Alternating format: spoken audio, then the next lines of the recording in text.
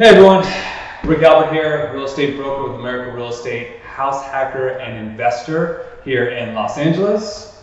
What's up everybody? Michael Izbotsky here, certified financial planner, owner and financial planner over at From Planning to Living, and I'm excited to be here. Yeah, so we decided to collaborate on a series of videos, kind of like the financial freedom series. We're going to talk about different ways to save money, earn money, whether it's through real estate, through other means, and we're gonna have different topics. So if there's a topic you want us to discuss, go ahead and drop us a line, whether you comment below or DM us directly.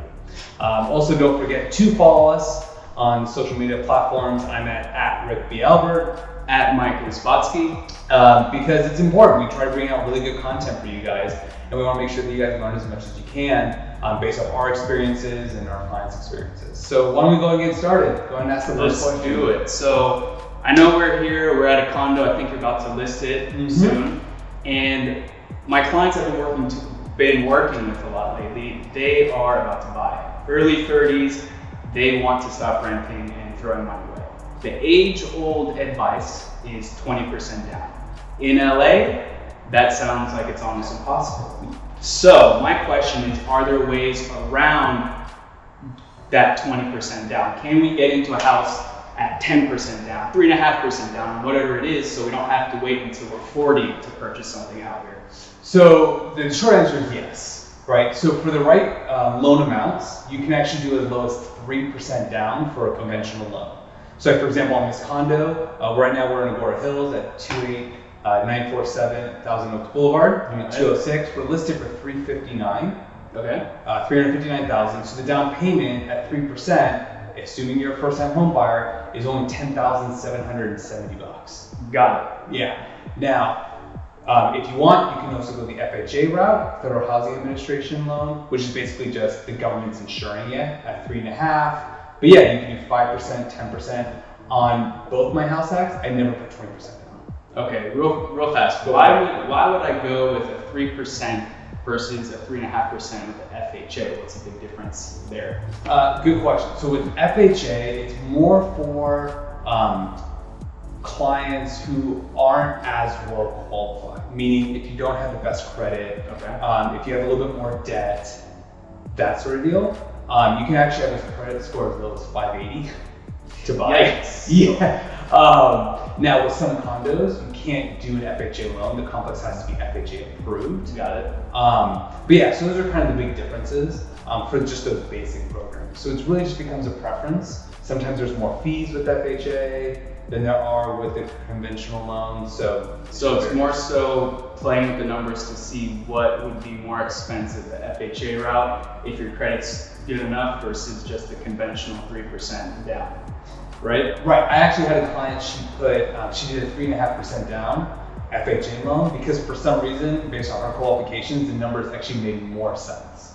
Interesting. To go FHA versus a conventional 3%. So we're like, okay, that's what she's doing. Easy. Okay, so $10,000 or so is a lot more manageable than $100,000 or $200,000 for 20% down. Right. So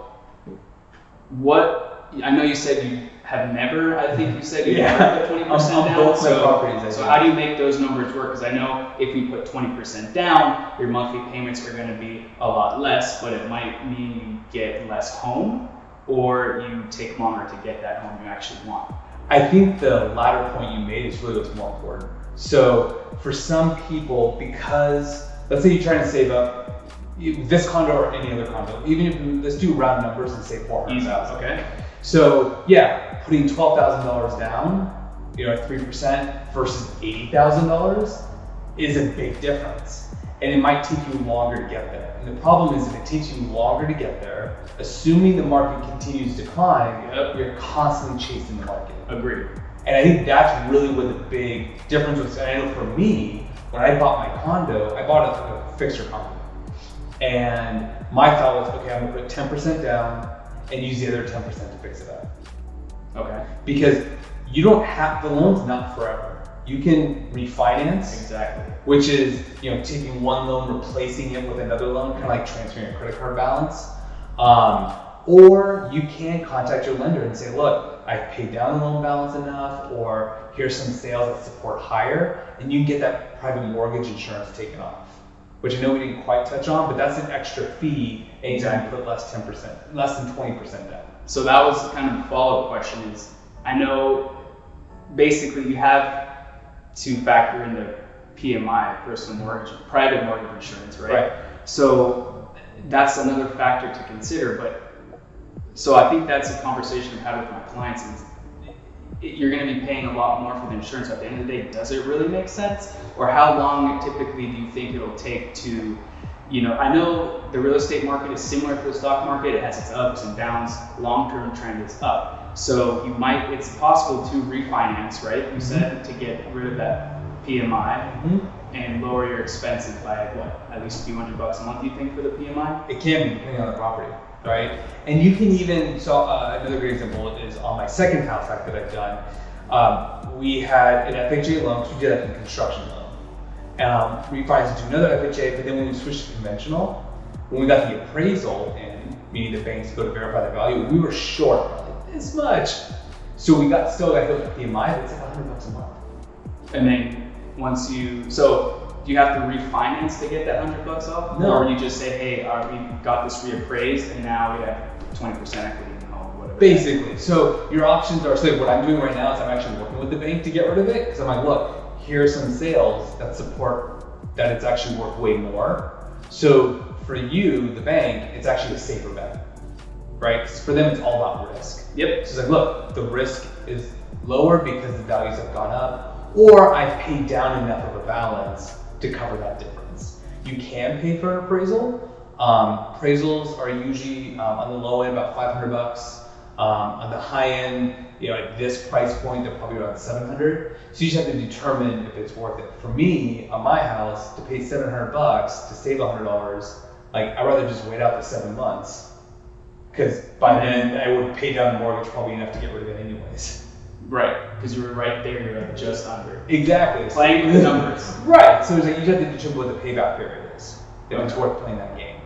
So I know you mentioned a construction loan. I don't know if we want to get into that, but that always is curious to me because there's always, like you said, FHA, there's conventional, then you throw in construction loans, and then you even consider if you already own a property, different ways to get equity out of that home, and if it's worth it, if it's not. I think that's a conversation for another time. Right. But for the construction loan, I don't know if there's something you can explain a little bit about what that is or how that would work. Sure. So there are a couple different programs if you're buying for your own personal residence. Okay. There's the Home Style Ready program, not as popular, but the big one that is popular is called an FHA 203K loan.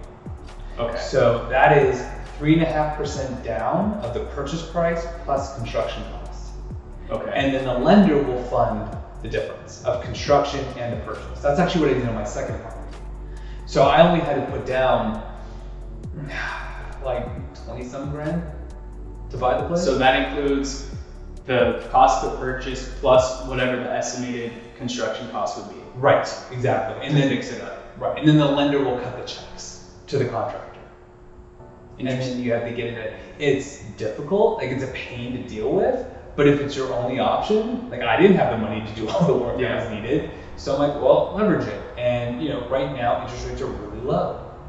So why would I drop all this cash when I could reinvest that money somewhere else, which I know you're gonna get into. So to switch gears a little bit, how could someone this condo or others, okay, this condo is just under 11,000 plus closing costs. You're probably in the range of 15 grand. You can actually get that lower if you wanted to. You can raise your interest rate and the lender will give you money. I've done that as well. But how can someone save up for that 15 grand? It's tough. Yeah. Saving, it sucks, but I also talk with my clients or whoever. It's how bad do you want it, first of all, right? And how bad are your other debts. So if you have a lot in credit card debt, I'd say pay that off first, please. That's gonna be at least minimum 17%. I've seen as high as almost 25%. I know we're in a lower interest rate, so you might have something 12%. Either way, 12% is high, very high. So I say first get rid of that, or at least manage it, get it in a in an okay place, Sure. get set up with at least a few months worth of emergency expenses. Because once you do get that house, you're most likely your expenses are going to be higher. So let's say you're paying $2,000 in rent. That doesn't necessarily mean when you buy a new home, your monthly payment's going to be the same at $2,000. Added cost, I'm sure you can speak to this too, but added things come up. You got HOA dues potentially, busted pipes, whatever that's going to be, you're going to have to fix.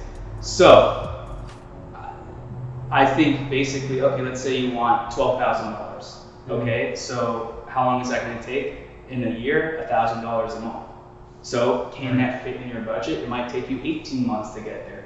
If you have a longer period, 2 to 3 years, I might look at some type of investment, not anything risky like 100% all in the stock market, because if another COVID crash happens and it doesn't rebound, well, you're screwed. Right. So I would say keep it slow and steady initially at first.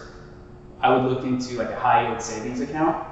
Right now, I think the going rate is 0.5%, which is not anything exciting. I remember it used to be 2.5%. Oh yeah, I thought I was an investor. I was like, I'm totally a real estate, I'm totally an investor. Here's 2.5%. I was so excited about that. Now it's 0.5%, but still, it's better than the big banks. They're paying, I think it's 0.01%. So that's like literally pennies on like $100,000 or whatever it's gonna be. So I would say figure out what that down payment amount is and see how many months. Like if you want it 12 months, like $12,000 a month, can you do $1,000 a month? If not, maybe the max you can do is $800 a month, and it takes you a little bit longer. I don't know if that like kind of clears it up a little bit. It does, right? It's just it's all about getting like creative. I know with me, I had a lot of debt coming out of college, so anytime I paid something off, I just rolled that difference into the savings. Yeah. Because if I lived, like for example, my car payment at, I don't know what it was 10 years ago, it was like $200. So it's like, fine, I live without that $200 now. So it's Exactly. I just do auto, transfer my savings or auto transfer to another debt. Yeah. You can do that as well. So exactly to your point is if you're like, let's say we go back to the credit cards, let's say you're paying $500 a month to pay it off. Let's say you pay it off like last month. Instead of putting that $500 to go spending, each month, put that towards your down payment.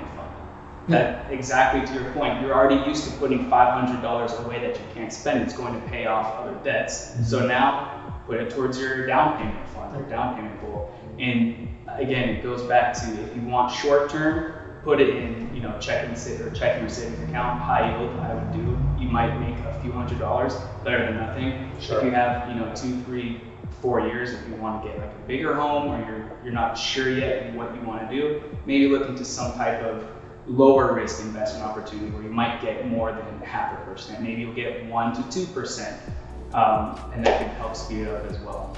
How do you help clients who are like, well, I really want to speed this up, so I'm willing to do a side hustle? That's a great idea. I actually have one of my clients, he I think if I remember correctly, he finds stuff for free on Craigslist and he sells it on places like OfferUp and wherever else. I'm like, that is a great idea. So that's his side hustle, trying to get extra income, and whatever he gets extra, he puts that towards his down payment fund. Yeah. So I'm all for side hustles. You just got to make sure that you are accounting for taxes on that, because it's not, even if you make it in cash, the IRS, they always find out. It's not a matter of if, it's a matter of when. So that's something to consider too. But yeah, I'm all about side hustles. I think, even driving for Postmates or something like that, any extra money you get, throw that to your down payment fund, or use that to pay off the debts so you can start saving sooner. Right. I think it would be a good. Yeah, because to your point, you could put in your savings at a 0.01% or pay off the credit card that's at 17%. For sure. It's like you're still behind. Yeah. So I say pay off your high interest debt first, and then the student loan deal, that's super complex. So sometimes it does make sense to hit that harder. Sometimes it makes sense to just make the minimum payments. It really depends on your situation there. So that's like a more complex situation, but 100% hit the credit card debt first. Any other like personal loans that are high interest, hit that first. And then once you have that going, then I would say start putting it into your down payment fund for sure. Yeah, I agree. Because in my case, I had, coming out of college, had student loans, car, and credit card. So I didn't hit the student loan debt hard. Because it got to the point where, so lenders when you qualify for a loan, they don't care about the fact that you owe $20,000. They care about just the monthly payments. So if you have low monthly payments, that's what they count against you. So for me, it was like, well, I'm not going to qualify for that much more if I pay off my student loan. So why would I drop the cash to pay it off yet? I'd rather put it towards an investment in the property. Okay. So I'm going to come back to you on that one. Okay. So I just focused on paying off the car, paid off the credit cards, and then you're ready to go. Yeah. So I know a big thing too is like I don't know the ins and outs of what lenders look for. Sure. But so for me, I would think that they want to know what my outstanding debt is more so compared to my monthly expenses. So is there like a dance that they have to do, like a balance between how much other debt you have outstanding versus what your minimum monthly payments would be? Like how does that work? If you have an idea. Oh yeah. So lenders, they look at 4 things. So they look at how much cash you have in the bank for the down payment. Okay. They look at the collateral, which is the property. Okay.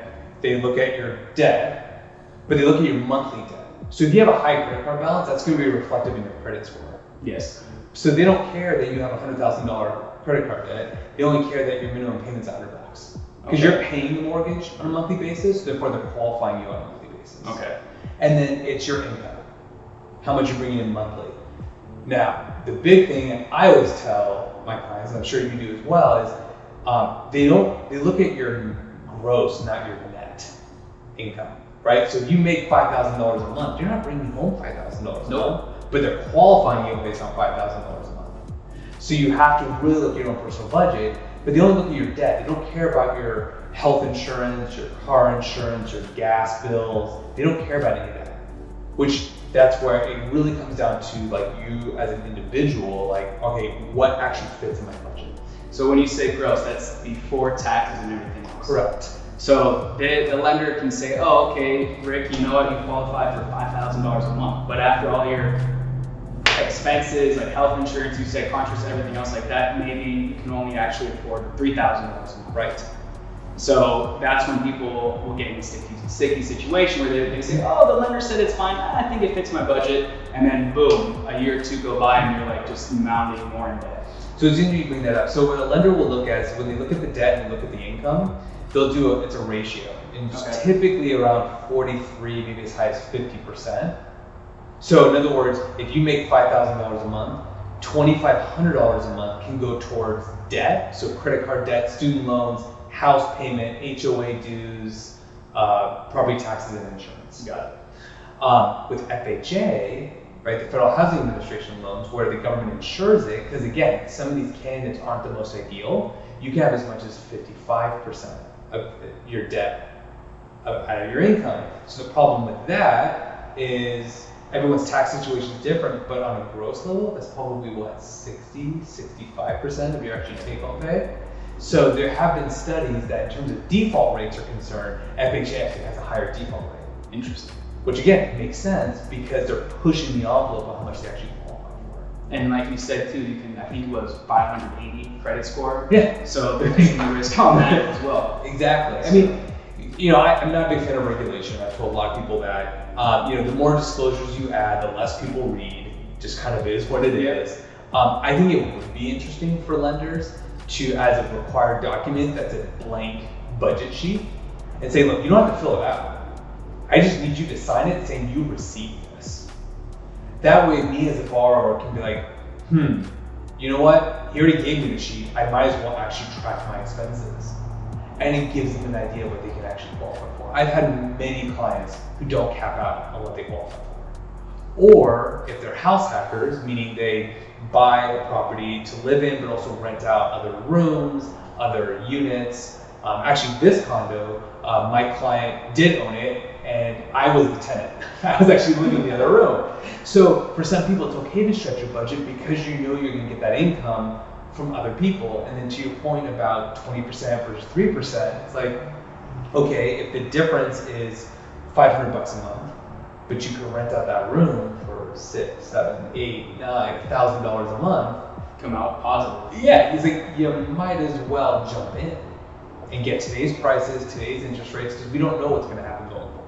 Right. If prices drop, but interest rates go up, you're paying the same monthly. So I I focus a lot on cash flow with my clients Yeah. and net income coming in. So for me, if I were to buy a house or a condo, wherever it is, I would be totally interested in renting out a second room, or if I build like an ADU, what is it, an accessible dwelling unit? Yeah, accessory dwelling units. Okay. Yep.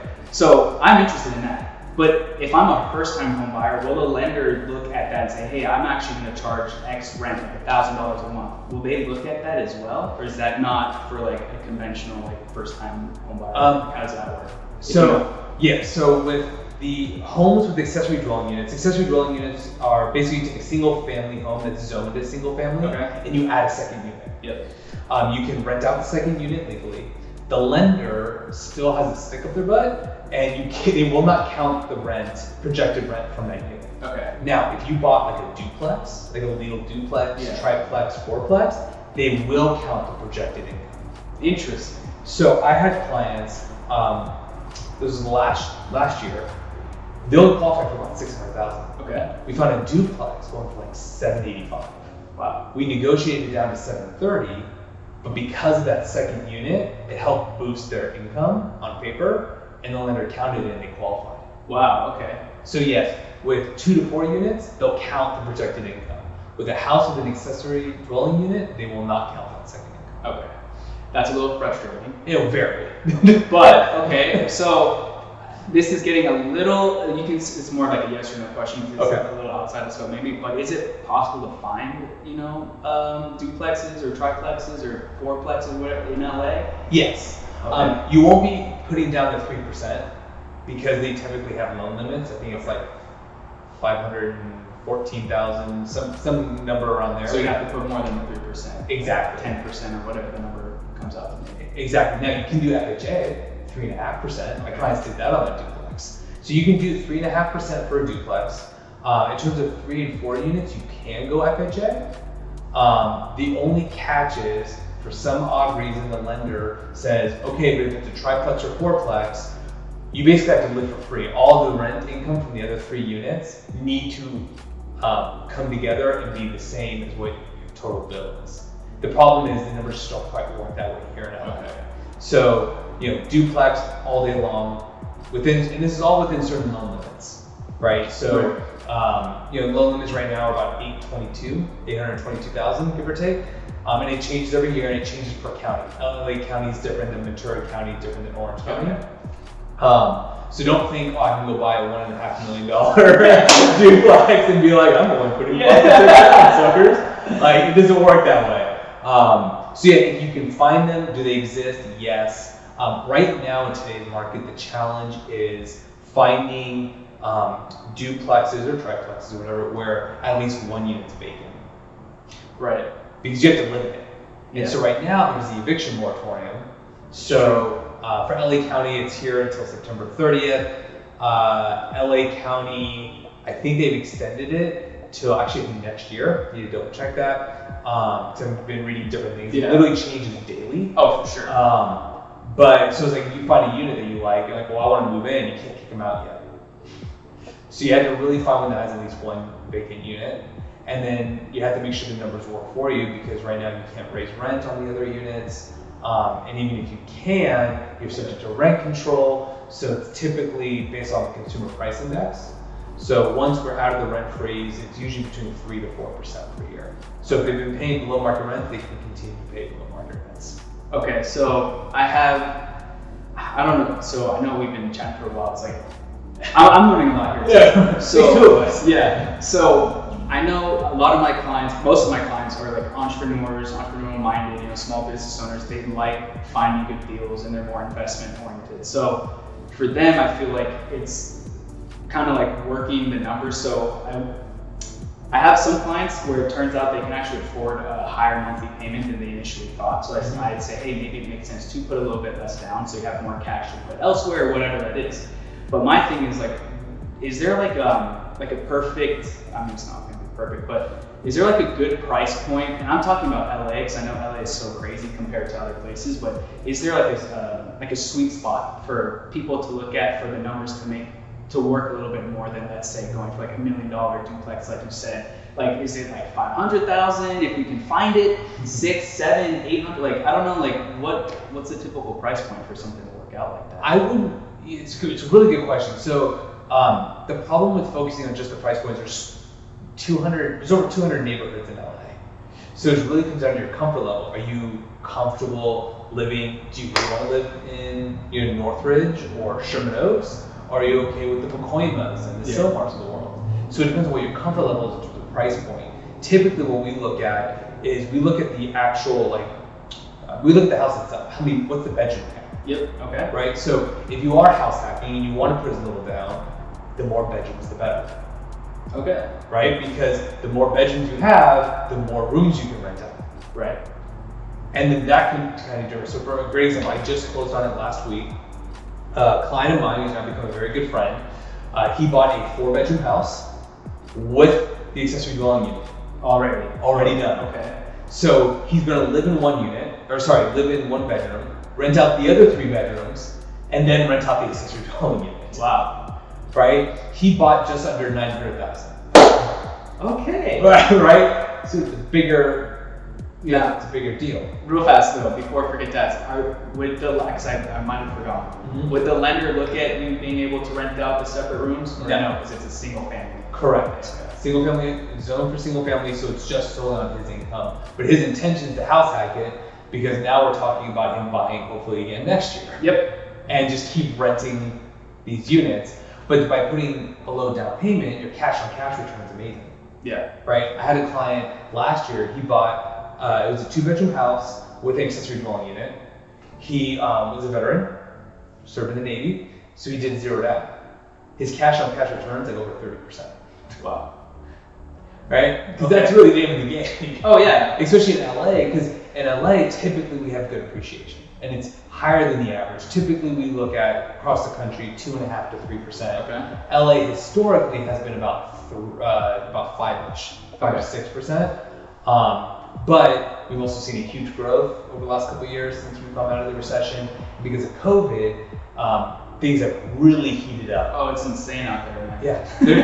Oh yeah, I'm working on a listing coming up, and it's like for that zip code, home values have gone up in general. Single family homes over 11%, including condos and all that. It's like 27% over last year. That's why it's important. That's why a lot. It is. It's a lot. So, but also I think because you mentioned like now that interest rates are like 3-ish%, right, give or take a little, right? Yeah. So it makes sense. But if we were going back, years when it was at like 7, 8, 9%. Maybe more. Like in the teens. I was thinking about my time. Then it might make sense to put more money down, so your monthly payment will actually be a little bit less. So it's like finding the balance, right? But right now, I'm thinking take advantage of lower interest rates, right? That's my opinion. Yeah, and I tend to agree. I mean, it all comes down to also the price of the home. Exactly. Right. So when those were at 19%, homes were also going for $200,000. True. Right. That's very true. So the issue that we have, my guess is probably across the United States, is wages aren't keeping up with the value of homes. Homes are appreciating faster, and that's really where this challenge is. So when clients are, where's the next best neighborhood? I always focus on affordability. So. Yes, it's somewhat of a shameless plug for this condo, but it's like we're in Agora Hills, right? So you want to buy a 2-bedroom condo in Calabasas? Good luck. Right? And that's really what it is, right? At $359. So usually that's what you really have to look at. Okay, so what neighborhoods, like what I've always done, and I did on my 2, was I looked at really desirable neighborhoods and I lived just outside of it. Yeah. Because if that neighborhood gets priced out, you have to go somewhere. Wasn't it a similar concept like in the Valley, like you live just north of Ventura Boulevard? Exactly. A little bit of money instead of going south of the boulevard? Exactly. And now, like that blend, like some buyers are now looking at both. But you're right. I mean, when I first started in the business, that was a hard line. Yeah. And even then, the Valley in general was a hard line. People from the west side would never come to the Valley. And yet now, Encino, $14 million homes.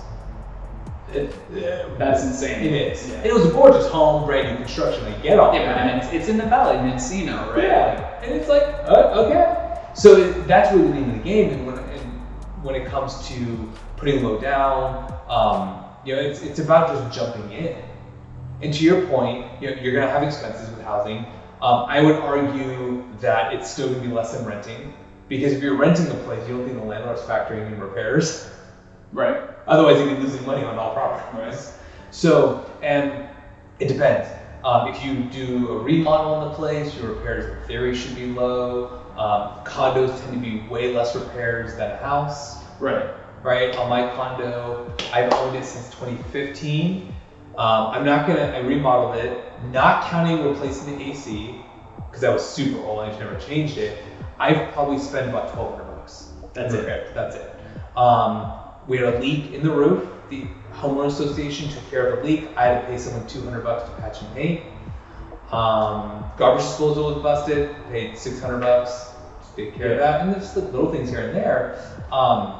But it's always spread out. You can replace a roof at $10,000 to $15,000, but then it lasts you 30 years. Right. So it just kind of depends on how you look. It can be a lot of money up front. Right. Yeah. It's just like I like thinking about like the numbers and how they fit in, and like does it make sense like to have a higher monthly payment but less down? It's like, so I'm kind of just thinking about it like, okay, cool, if the expenses to fix up things aren't going to be as high, but then if they, you have that random like what's it called, like the Black Widow event, what's it called, like Black Swan. There you go. Black Swan. I just heard that phrase for the first time recently. But like, some crazy something happens. Okay, do you have enough cash reserves or other invested elsewhere to potentially, to help pay for whatever, expenses come your way? And that's one of the advantages of bringing those down. I think, and you've mentioned this before in our previous talks, if the recession and if, quarantine and all that's taught us anything, it's that cash in the bank. Yep, for sure, 100%. So you put less down, now you have more money in the bank to cover these surprises. Yeah. Right? Exactly. The last thing I want someone to do is to drop all this cash into the house, which is great. You have now more equity in theory. But yeah, what if and stuff will happen, right? On a rental perspective, investors always write off what's called depreciation on their tax returns. Because it's not the property that's depreciating, it's the systems, right? Fridges don't last forever, furnaces don't last forever, HVAC, the air conditioning, like that stuff just doesn't last forever, and that's normal, right? We don't last forever, right? So that's what's nice about having the cash in the bank, to be able to do those repairs, so you don't have to finance them, start accumulating high credit card debt. Or try to somehow take money out of the house if you don't need to, things like that. Yeah. Now, here's a good question for you. In terms of saving up for that down payment, let's say you have high credit card debt. Yeah. All the time I get these promotions saying, hey, transfer your credit card balance and it'll be 0 interest for a year. What are your thoughts on that? I think they can work really well. I've actually helped a client do that. But I will say it only works if you're diligent. So it's like based on your temperament and your personality. So like someone like you would say, Rick, do it, no problem. Work the numbers, work the system. Sometimes they'll charge anywhere from like 3 to 5% to transfer it. Yeah, that's a good point. So, but still, a 5% upfront fee is going to be a lot less than that 17 to 25%, whatever it is. So if you're diligent and committed, yeah, it's a great tool. But if you are someone who just keeps accumulating debt, I would say maybe not do it, because you might find yourself having 3 or 4, balance transfer cards at the end of the day, right? So if you're, again, just being diligent, I think it's a great tool for sure. Yeah, because I remember when we remodeled the house, we did the construction loan, but we had to put more money into it. We had so many surprises, so many delays. And so that's what we ended up doing. We did the 0 interest, but then we put it in our calendars like, hey, look, this is when the balance is due. Exactly. It's not like we can keep, the Ponzi scheme and keep moving it from credit card to credit. No, we're paying it off within this time, but in the meantime, at least 100% can go towards the principal. Oh, for sure. So exactly. So like if you want to, so I know they sometimes they do 12 to 18 months of NSA, 12 months. But I would say, okay, be smart with it and say, now you have 12 months to pay this off before you get popped with more interest. Make it so in 12, again, I just go back to it's easy numbers, $12,000, $1,000 a month, pay it off basically. Just do an auto pay, $1,000 a month. So by the time the full 12-month period's up, you got it taken care of. Which in some cases, if you had interest on it, it'd be $1,000 a month anyway. Yeah, it'd be nuts. I have read the fine print in some of them that I think they charge you back interest. What do you mean by that? So like, for example, if it's you balance is $12,000, if you don't pay that $12,000 within that year, they're going to charge you the back interest for that full $12,000 balance. I'm not 100% sure on that, Yeah. but I do know, like, if you don't pay, so let's say you have the 12,000 and you still at the end of the 12 months have 5,000, they're going to start hitting you with the, you know, regular interest rate or whatever it's going to be at that time. I don't know about, I'm not sure, but to your point, always read the fine. Yeah, each one's different. Yeah. And look, I've had credit card debt in the past. It sucks, but I will tell you, it hits hard. Oh yeah. Like, you can make those $1,000 payments, and it could be 100% interest that you just paid off. It can get super rough, so you really have to be careful. Yeah, so I mean, even like $5,000, like you might get hit with $50, $60 in interest for 1 month. Yeah. Just for carrying a balance. So, you know, that $100 pair of jeans ends up being $200 by the end of the year. Yeah, insane. Is it worth it? I don't think so. No, I don't think so either. So, all right, was there any, as we kind of wrap this up, is there any final thoughts in terms of down payments?